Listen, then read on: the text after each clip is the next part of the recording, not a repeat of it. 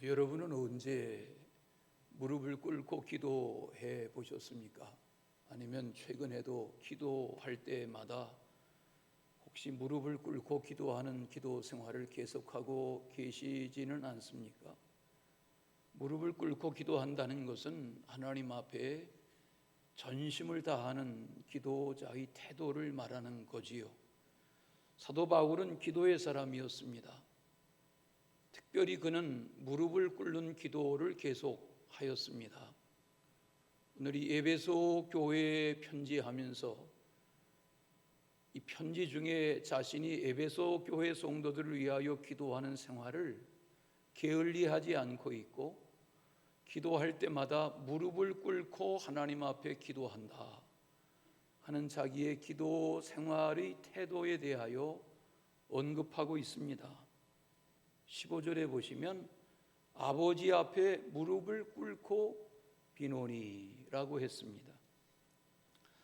사도행전 20장에도 보면 에베소 교회의 사역을 마치고 저들과 작별하던 때에 에베소 교회의 장로들과 둘러앉아 무릎을 꿇고 기도하는 장면을 소개하고 있습니다. 사도행전 7장은 스데반 집사에 관련된 내용인데 그 60절에 보면 돌에 맞아 죽어가던 때에 집사 스데반은 무릎을 꿇고 그의 마지막 기도를 하나님 앞에 드린 것을 알 수 있습니다. 다니엘 6장에 보면 다리오 왕 때에 나 왕 다리오 외에는 다른 어떤 신에게도 빌어서는 안 된다, 기도해서는 안 된다 하는 어명이 온 나라에 반포되었을 때인데, 다니엘은 자기 집에서 다락에 올라가 창문을 열고 예루살렘 쪽으로 바라다 보이는 방향으로 무릎을 꿇고 날마다 하루에 3번씩 하나님 앞에 기도하기를 계속했다. 거기 보면 다니엘도 무릎을 꿇고 기도했다 하는 기도 생활에 대하여 말합니다. 열왕기상 8장에 보면 아버지의 소원을 따라 솔로몬이 성전을 다 완공한 후에 성전을 봉헌하는 자리에서 거기 54절에 솔로몬 임금이 하나님 앞에 무릎을 꿇고 두 손을 들고 하늘을 향하여 하나님의 임재를 구하는 기도의 장면을 소개합니다. 마태복음 26장에 보면 겟세마네 동산의 예수님의 마지막 기도에 대한 내용이 나오지요. 예수님의 마지막 밤의 기도, 베드로, 야고보, 요한을 저만치 기다리게 하시고 나아가 기도하시는 예수님의 장면은 예수님이 땅에 엎드려 기도하셨다 그랬습니다. 예수님은 무릎을 꿇고 기도하시는 정도가 아니라 마치도 젖은 빨래를 바위 위에 던져놓은 것처럼 땅에 몸을 척 붙이고 엎드려서 기진맥진할 정도로 사력을 다하여 그 이마에 땀방울이 피가 배어 나올 정도로 마지막 운명의 밤에 아버지의 쓴 잔을 내게서 옮겨주십시오.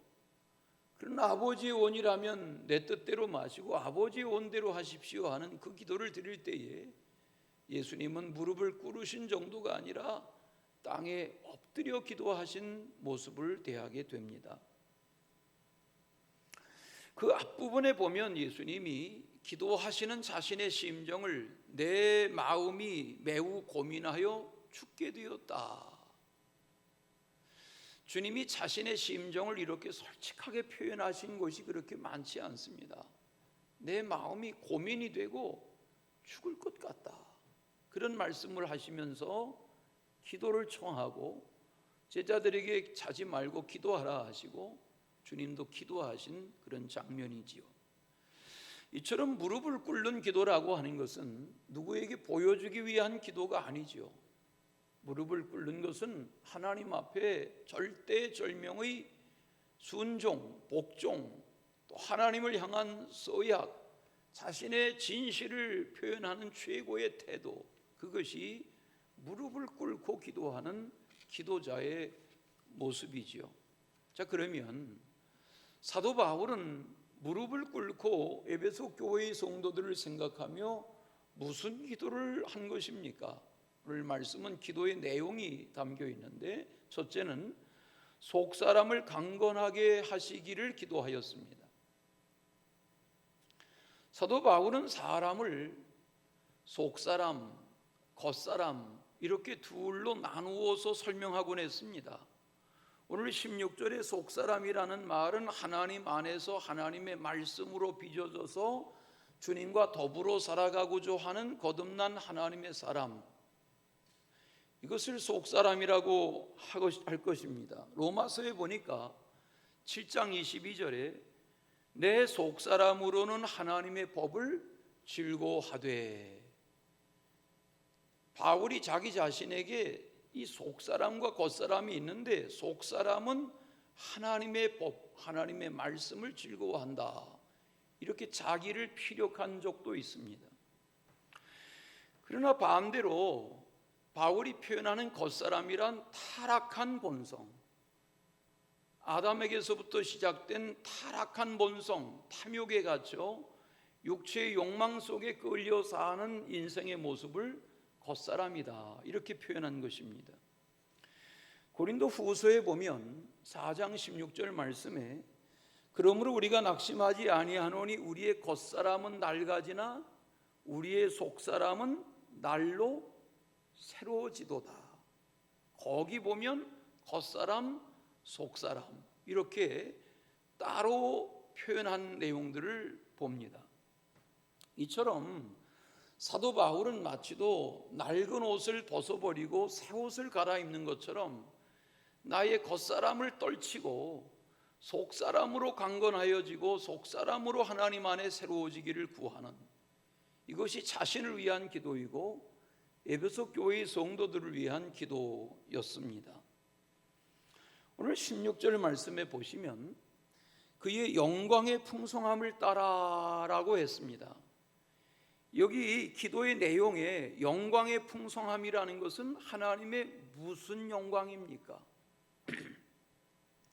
하나님의 온전하신, 하나님의 충만하신 그 모든 것은 능력이, 지혜가, 은혜가, 지식이 하나님의 영광으로 그를 믿는 성도들 안에 부족함이 없이 풍성하기를 기도하는 것입니다.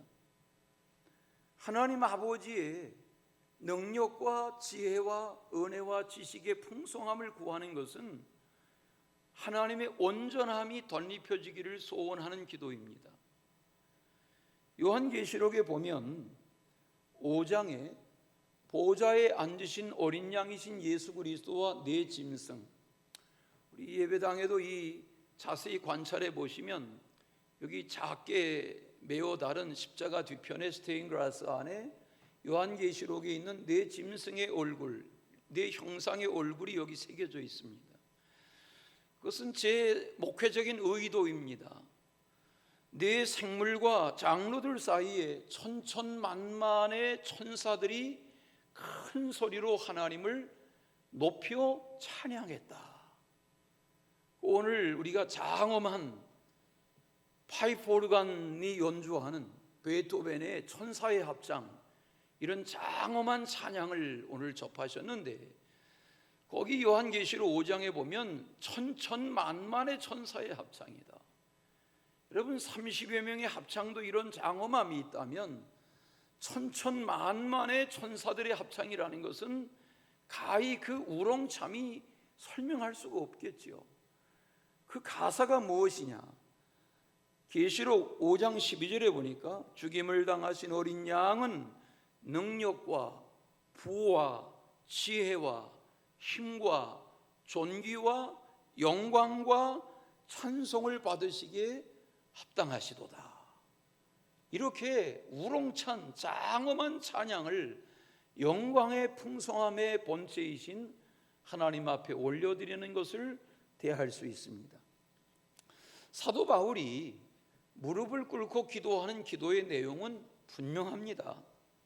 오늘 말씀에 하나님은 그의 영광의 풍성함을 따라 성령의 능력으로 주님을 믿는 각 성도들의 속사람을 강건하게 해주시기를 무릎을 꿇고 기도합니다. 그런 말이죠. 여러분 기도하시죠. 이렇게 비대면의 환경이지만 가정에서도 다 예배하시고 기도하시고 또 그저 어느 때나 우리가 기도하는 생활을 하려 하죠. 그 기도의 내용이 뭐냐 말이죠. 밥 주세요, 떡 주세요 하는 그런 정도의 기도가 아니라 오늘 바울의 기도는 하나님, 제가 깨달은 바대로 에베소 교회 성도들로 하여금 성령의 능력으로 하나님 안에서 그 속사람이 강건하게 해주세요. 그렇게 기도하는 것입니다. 세상 사람들은 겉사람의 강건을 위해서 모든 것에 관심을 둡니다.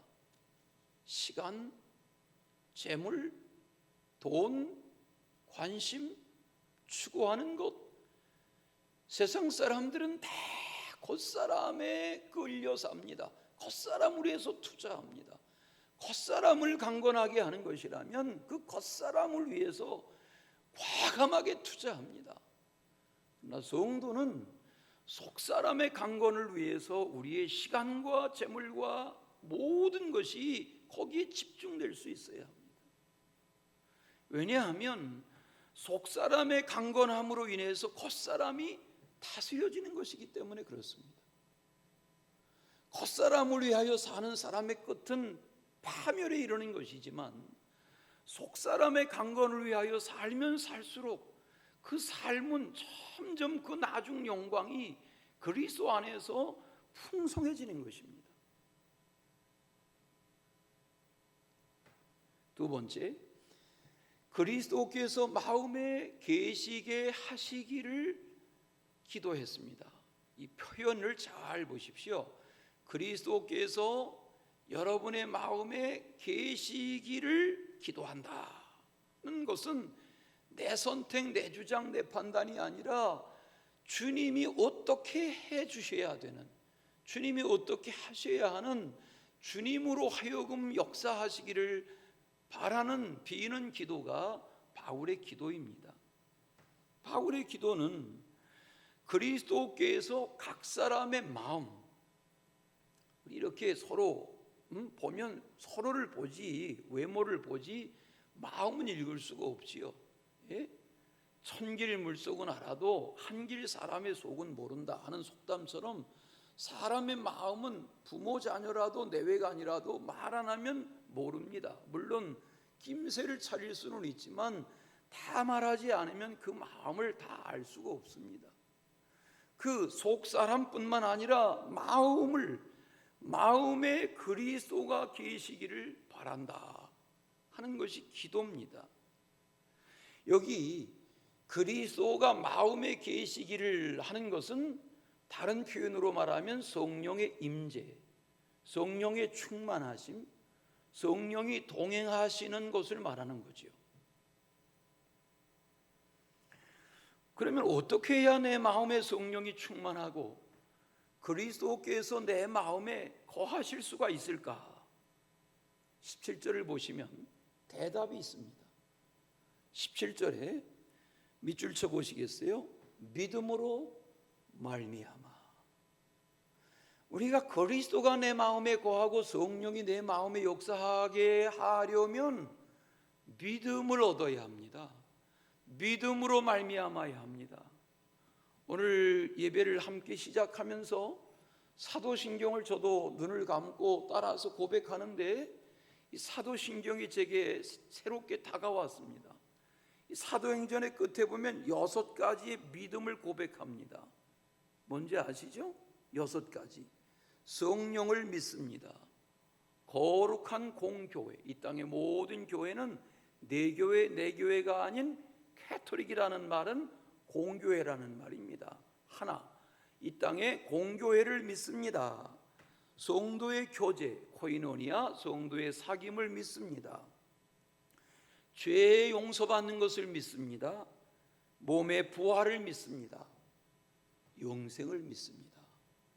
이것이 사도신경의 마지막 부분입니다. 그렇습니다. 우리는 믿음으로 말미암아 그리스도가 우리 마음에 거하는 것입니다. 믿음이 없이는 하나님을 기쁘시게 하지 못합니다. 하나님께 나아가는 자는 하나님이 계신 것과 하나님이 그를 따르고 믿는 자들에게 상 주시는 이심을 믿을 때의 역사가 일어나는 것입니다. 이 히브리서 11장 6절의 유명한 말씀이 아닙니까? 제가 늘 간증하는 대로 중학교 때 연합회 이렇게 더운 여름에 어디 저 양평 한강 자락에 모래밭에 텐트를 치고 강화도에서 거기까지 갔어요. 여러 교회 학생들이, 중고등학생들이. 근데 그때 이 말씀 안 외우면 점심을 안 준다 그래가지고 억지로 외웠어요. 근데 지금도 이거 안 잊어버려요. 히브리서 11장 6절은.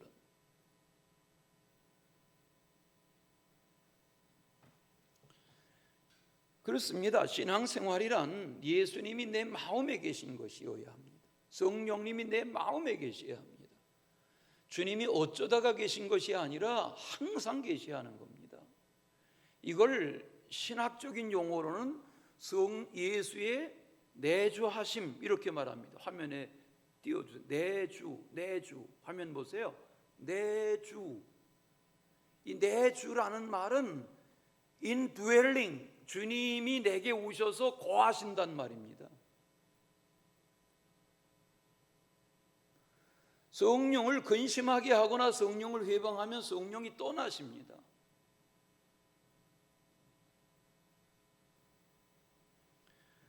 주님이 내 마음에 계신다고 하는 것은 성령의 내주하심, 예수 그리스도의 내주하심을 말하는 겁니다. 이걸 예수님은 요한복음 14장 26절에서 이렇게 말씀하셨습니다. 찾아보시겠어요? 요한복음 14장 26절, 20절 가정에서도 찾아보십시오. 그날에는 내가 아버지 안에, 너희가 내 안에, 내가 너희 안에 있는 것을 너희가 알리라. 네, 이것이 내주라는 상태입니다. 이처럼 예수 그리스도가 내 마음에 계시다, 혹은 성령님이 내 안에 계시다 하는 이 상태를 예수님께서는 장차 임하실 성령의 충만, 보혜사 성령의 충만함으로 예언하여 말씀하신 것입니다. 그 말씀이 요한복음 14장 지금 펼쳐가지고 계시면 17절에 그는 너희와 함께 거하시며 또 너희 속에 계시겠음이라, 이렇게 성령의 임재에 대하여 내주하심에 대하여 설명해 주었습니다. 그 앞에 16절에 보니까 요한복음 14장 16절에 또 다른 보혜사를 너희에게 주사 영원토록 너희와 함께 있게 하신다고 그랬습니다. 깨달아지시면 아멘. 그렇습니다. 요즘과 같은 이 비대면의 생활 속에 교회 우리가 오고 싶어도 제한받아 못 오는 이런 환경에서 여러분, 교회에 와서 예배하느냐 가정에서 예배하느냐보다 더 중요한 것은 주님이 내게 내주하시냐는 것입니다.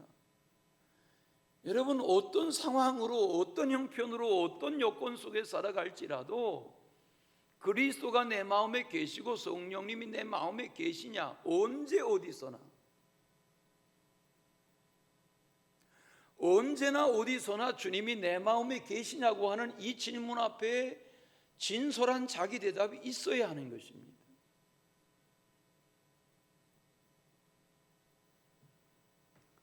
이것을 사도 바울은 교회의 소중함에 대하여 말합니다. 이 에베소서 전체는, 제가 지난주에도 에베소서의 말씀을 대하고 오늘도 에베소서의 말씀을 대하는데, 에베소서의 이 짧은 편지의 바탕은 교회란 무엇인가? 예? 이 1장 22절 23절 말씀에 교회의 머리가 예수님이고 교회의 몸이 교회는 예수님의 몸이다 하는 말씀처럼 교회론, 교회가 뭐냐 하는 것을 계속 반복해서 강조하는 말씀이 이 에베소서의 주요한 내용 중에 하나입니다.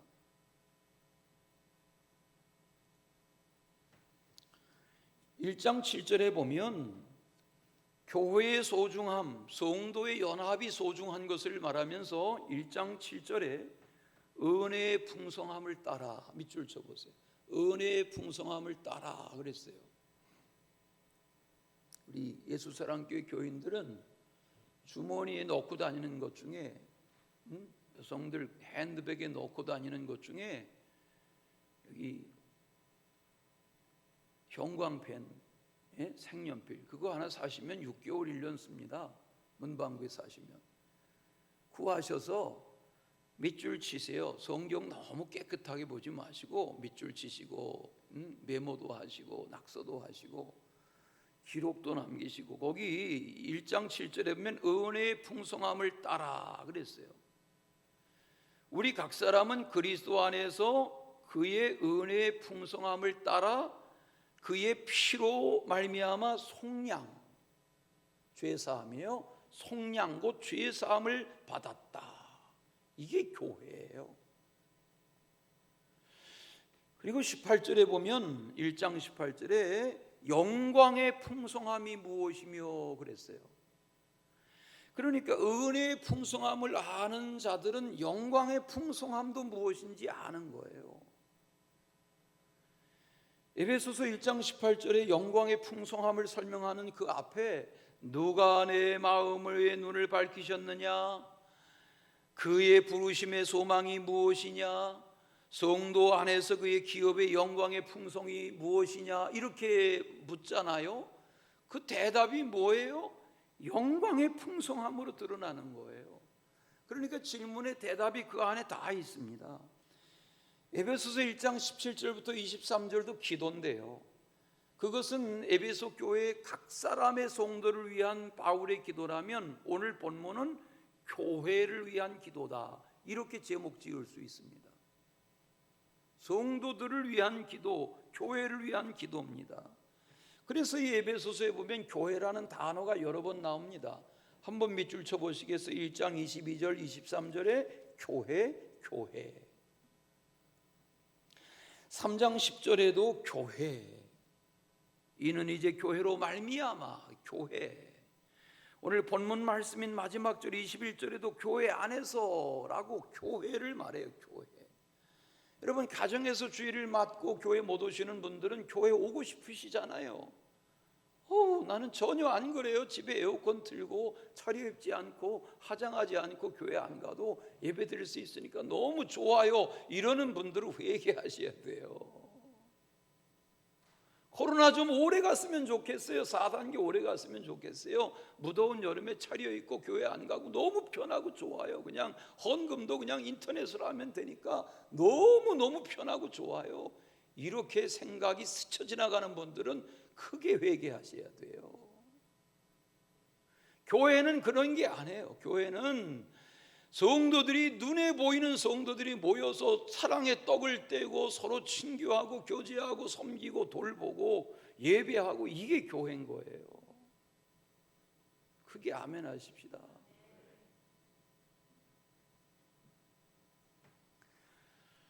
그러므로 예수 그리스도를 통해서 교회와 예수 그리스도가 동격화되는 오늘 말씀의 마지막 절 21절에 보면 교회 안에서와 그리스도 예수 안에서 이렇게 분리해서 말하는 것 같지만 그리스도의 몸된 교회를 동일시하고 동격화하는 강조가 교회 안에서와 그리스도 예수 안에서라는 강조라고요.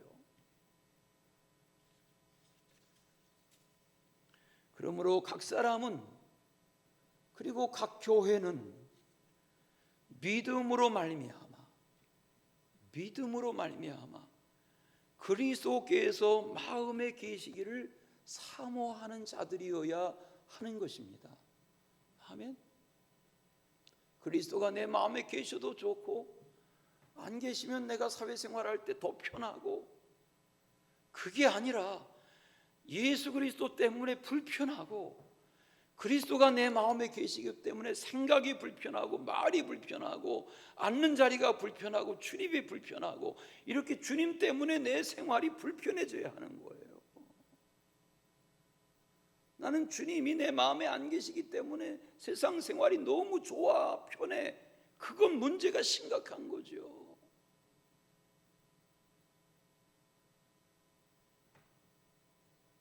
바울은 주님을 믿는 성도들을 성전, 하나님의 성전이라 그랬어요.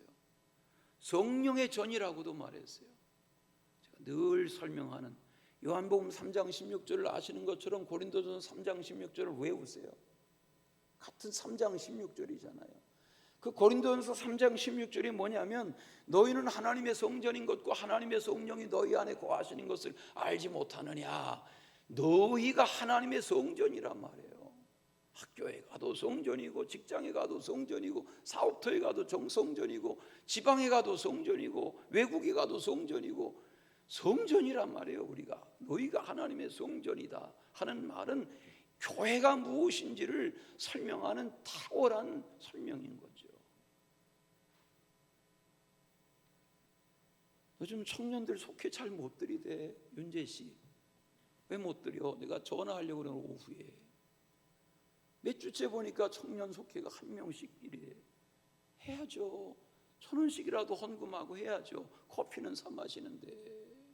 공개적으로 말한 이유를 아시겠어요? 어른들 속회도 마찬가지예요. 장로님, 권사님, 집사님들 속회 때우지 마세요.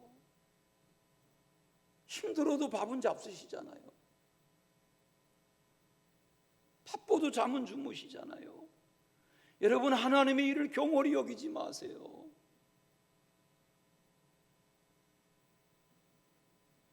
우리가 장안에 나가면 수천 명, 수만 명 교회들이 있지만 그 교회들이 다 헌신적인 하나님의 사람들에 의해서 생겨난 교회들이에요. 어떻게 하다 보니까 교회가 성장한 게 아니에요.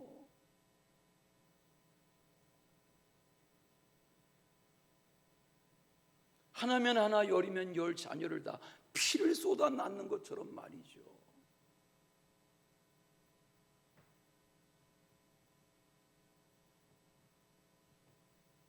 고린도전서 6장 19절 말씀에 너희 몸은 너희가 하나님께로부터 받은 바 너희 가운데 계신 성령의 전인 줄을 알지 못하느냐. 성령의 전이라고 그랬어요. 너희는 너희 자신의 것이 아니다.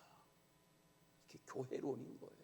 교회는, 우리는 그리스도를 머리로 한 몸된 교회인 우리는 하나님의 성전, 성령의 전으로서 자기는 내가 나의 소유가 아니라는 그런 마음을 가져야 되는 거죠.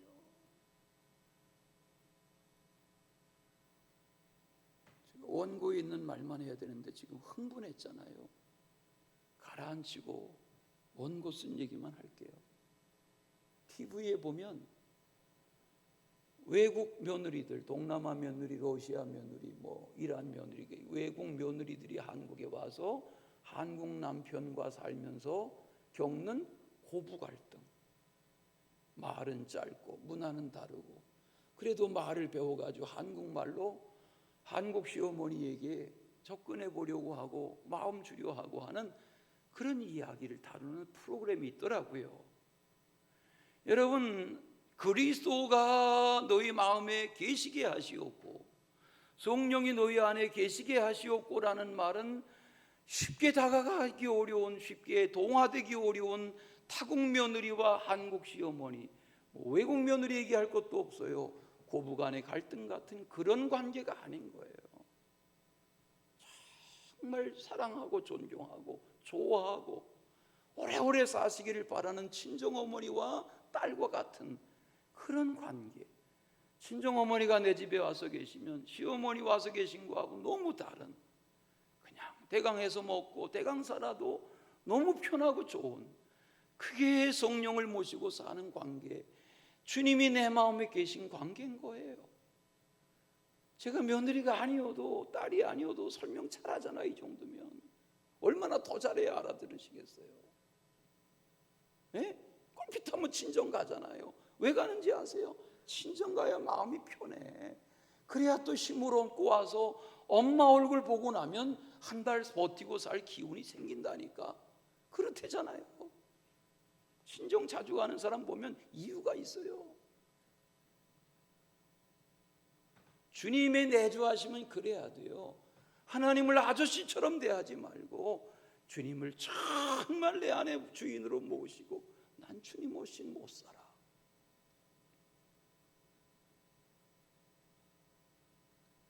요즘 같은 답답한 이때에 믿음으로 말미암아 주님이 내 마음에 계시는 은혜의 날이 되시기를 축원합니다.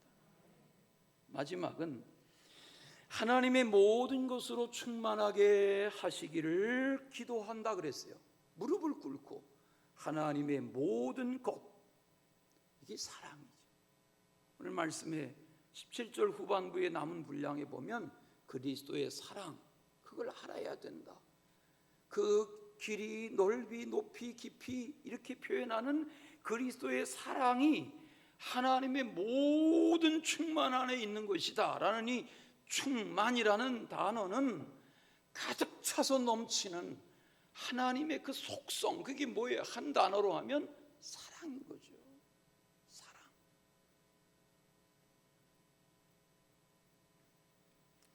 그걸 성도의 마음속에 그리스도가 계시는 이 상태를 오늘 바울은 식물로 비유하고 건물 건축으로 비유해서 뿌리가 박히고 터가 굳어져서 이렇게 말하고 있어요.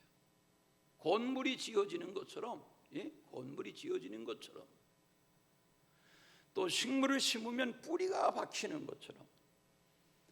제가 요즘 옥상에 수국을 몇 개 잘라가지고 지금 삽목을 해보고 있습니다. 성공할지 실패할지 모르겠는데 뭐 몇십 개 중에서 한두 뿌리만 뿌리를 내려도 뿌리 내리는 거니까 저는 뭐 전문 원예가가 아니니까. 근데 여러분, 뿌리를 내린다는 게 뭐예요? 시골에서 보면 마당하에 화초에다가 이렇게 껍질을 중간에 벗겨서 거기다가, 시골엔 옛날엔 비닐도 귀했어요. 비닐에다 이렇게 흙을 떡으로 해서 이렇게 쌓아놓으면, 그리고 거기다가 구멍 뚫어서 물을 주면 하얗게 뿌리가 내리고, 그걸 잘라서 삽목하고 하는 어른들의 지혜를 보았어요. 오늘 바울이 식물의 원리를 말해요. 뿌리가 깊이 박혀야 된다. 여러분, 교회에 뿌리를 깊게 박으세요. 대답도 안 하시고. 교회 뿌리를 깊게 박으세요. 제가 이 코로나 환경이 되면 4단계의 마음이 졸이는 것은 새가족이에요. 이제 한두 달 교회 오시던 새가족들, 최근에 이렇게 어른아 20여 명 이상이 교회 새가족으로 등록하셨는데, 이렇게 다 비대면으로 하고 교인 방에도 등록 안 하시고 하면 이분들 예배 어떻게 들리나? 물론 CTS 틀면 예배 나오죠. 그러나 우리 예배의 마음을 같이 해야 할 텐데 하는 게 마음의 숙제라고요. 뿌리가 박혀야 된단 말이에요. 오늘 17절 말씀에 뿌리가 박히고. 사랑하는 여러분, 여러분의 신앙을 주의 몸된 교회에 복음의 말씀에 뿌리를 깊게 내리세요. 깊게 뿌리가 내려지도록 주님의 도우심을 구하세요.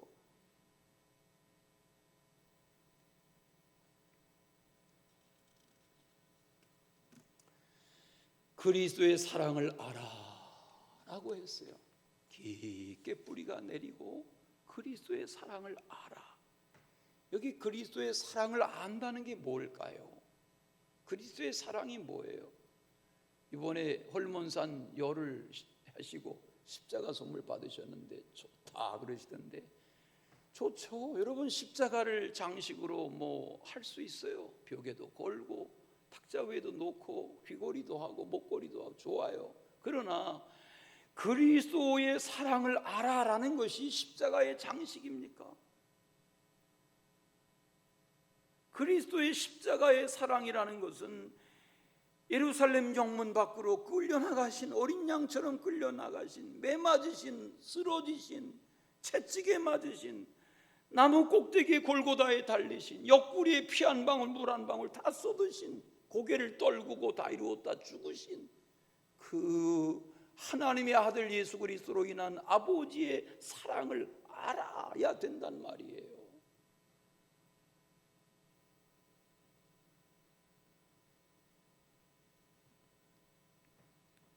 그러므로 교회를 멀리하면 안 됩니다. 교회를 거부하면 안 됩니다. 우리가 오해하는 무교회주의 혹은 무교회주의자, 그냥 피상적으로 무교회 이러니까 교회를 거부하나 보다. 그건 우리나라 일제시대의 김교신이나 함석헌 이런 이들이 우찌무라 간조를 중심으로 한 무교회 운동은 뿌리를 보면 일본이 조선의 교회를 박해할 때 신사참배 강요하고, 우리는 그런 식의 교회가 아니야. 우리 마음의 교회는, 주님이 말씀하신 교회는 그게 아니야. 그리고 교회의 본질을 말하려던 것이 세상에 잘못 와전돼서 무교회주의자들은 교회를 거부하는 자들이다 이러는데, 들어가 보면 본질은 그게 아닙니다. 여러분, 우리는 그리스도의 몸된 교회, 건물이 아닌 성도의 아름다운 연합인 그리스도의 몸된 교회를 소중히 여겨야 합니다. 주님이 말씀하시잖아요. 가이사랴 빌립보 지역에 가셨어요. 세상 사람들이 나를 누구라 하냐고 물으셨어요. 더러는 엘리야, 더러는 세례요한, 더러는 에레미야 혹은 선지자 중에 하나라 합니다. 너희는 나를 누구라 하느냐? 베드로가 나서서 말합니다. 주는 그리스도시요 살아계신 하나님의 아들이십니다. 바요나 시몬아, 내가 복이 있도다 말씀하시며, 너는 베드로라, 내가 이 반석 위에 교회를 세우리니 음부의 권세가 이기지 못하리라. 내가 이 반석 위에 내 교회를 세우리니 라고 말씀하세요. 그러므로 교회는 주님의 몸된 교회인 거예요. 피로 값주고 사신 교회인 거예요. 누가? 우리가 그렇단 말이에요. 우리 각 사람이 하나님의 성전으로, 성령의 전으로 그리스도가 피로 값주고 사신 우리가 교회란 말이에요. 우리가.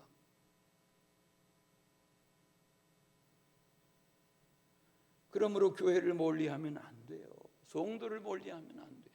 세상 친구들 사귀는 건 좋은데 성도들 사귀는 건 불편하다. 그건 자기 점검이 필요한 거예요. 성도의 사귐이 좋아야 돼요. 귀해야 돼요. 물론 교회 안에 문제 많죠. 에베소 교회뿐만입니까? 고린도 교회, 로마 교회 다 문제투성이죠. 바울 때에도 그랬어요. 오늘도 마찬가지예요. 교회 안에 문제가 많죠. 그러나 여러분, 그렇다고 해서 우리의 몸에 암이 있다고 해서 우리의 몸을 다 버립니까? 암은 암이고 나는 나죠. 암을 제거하고 암을 도려내고 내 몸을 다시 살려보려 하는 것이지, 우리 몸 안에, 교회 안에 암적 요소가 있을 수 있지만 그거로 인해서 내 몸이 병들어 죽게 내버려 둬야 되냐 말이죠. 물론 어떤 사람 중에는 예수님은 좋은데 교회는 싫다, 예수님은 좋은데 교회는 싫다, 예수님은 좋은데 뭐는 싫다, 이러는 분들이 없지 않아요, 세상에. 그것은 주님이 기대하시는 신앙의 건강한 모습이 아닌 거지요. 은혜로운 나날이 되시기를 축원합니다. 그걸 오늘 17절 하반부에서 이렇게 말씀했습니다. 이 땅의 모든 백성들을 구원하시기 위한 그리스도의 십자가의 사랑이 뭐냐 하는 것을, 그 너비, 길이, 높이, 깊이가 어떠한 것을 깨달아야 된다. 19절에 가서 여러분, 이렇게까지 3D로 보여주듯 표현하는 바울의 표현은 어디에도 없어요. 보세요. 너비, 길이, 깊이, 높이, 구체적이잖아요. 그게 뭐예요? 사랑의 복. 손주를 키우시는 할머니, 할아버지들은 아시죠? 할머니 사랑해, 할아버지 사랑해. 얼만큼? 그러면 다 벌려도 두자가 될까 말까 한 그런 팔로 짧은 말을 배워서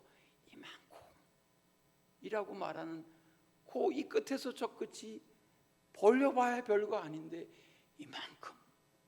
그리고 할아버지 할머니 품에 안기는 그거 말이죠. 그 표현, 이만큼의 충만한 사랑. 이게 하나님의 아들을 내어주신 사랑이란 말이죠. 이 충만함이라고 하는 것은 예수님의 표현으로 하면 온전함입니다. 마태복음 5장 48절 찾아보십시오. 그러므로 하늘에 계신 너희 아버지 온전하신 것 같이 너희도 온전, 퍼펙트, 온전하라는 것입니다. 허물투성이, 문제투성이가 아니라 믿으면 믿을수록, 신앙으로 살면 살수록 그리스도 안에서 온전해져 가라는 것입니다. 이것이 죄사함 받은 대속의 은혜를 입은 구원의 영광을 누리는 교회의 지체인 성도들의 영광입니다. 이것이 은혜의 영광, 그 영광의 풍성함입니다. 로마서에 보면 8장 29절에 이것을 하나님이 미리 하신 자들을 통해서 하나님의 아들의 형상을 본받게 하신 것이다. 그리고 30절에 유명한 말씀을 남깁니다. 또 미리 정하신 것들을 또한 부르시고 부르신 것들을 또한 의롭다 하시고 의롭다 하신 것들을 또한 영화롭게 하셨느니라. 화면 보여주십시오. 5가지입니다. 5가지. 로마서 8장 30절 말씀을 어렵게 다 적어드렸는데 이 내용이 여기 성화라는 존 웨슬리의 성화라는 교훈을 삽입해서 하면 신앙생활이 뭐냐 하면 이 5가지를 가지고 여러분 여기 살을 붙이면 누구에게나 복음 전할 수 있습니다. 있어야 합니다. 여러분 사무실에 곁에 친구들 누구에게라도 이 5가지 명제를 가지고 성경을 덮어놓고 여기 아는 여러분의 신앙의 지식을 살을 붙이고 자기의 신앙의 경험을 가지고 신앙으로 산다, 하나님의 자녀가 된다, 그리스도의 대속의 은혜를 입는다는 것은 이것이다 라고 설명할 수 있어야 합니다. 여러분 기도하실 때마다 자주 쓰시는 창세전에 우리를 예정하시고 라는 그 예정이 이것입니다. 우리를 하나님이 택하셨다는 것입니다. 예정이라는 말은 다른 말로 하면 택정하신 것입니다. 그래서 우리 각 사람을 부르신 것입니다. 노아를 부르시고 아브라함을 부르시고 모세를 부르시고 다윗을 부르신 것입니다. 소명입니다. 그리고 죄 많은 우리를 죄 없다 하신 것입니다. 이게 칭의입니다. 우리를 의롭다 하신 십자가의 사랑으로 우리를 거룩한 길 가게 하시는 이 거룩한 길 가는 예배자의 순례, 성도의 연합, 이것이 성화입니다. 이 삶을 계속하여 살아가다 보면 그리스도 안에서 성령 안에서 우리는 나중 요단강 건너 하나님 앞에 설 때에 영화롭다 하시는 영광스러운 하나님의 자녀의 삶을 영원히 누리게 될 것입니다.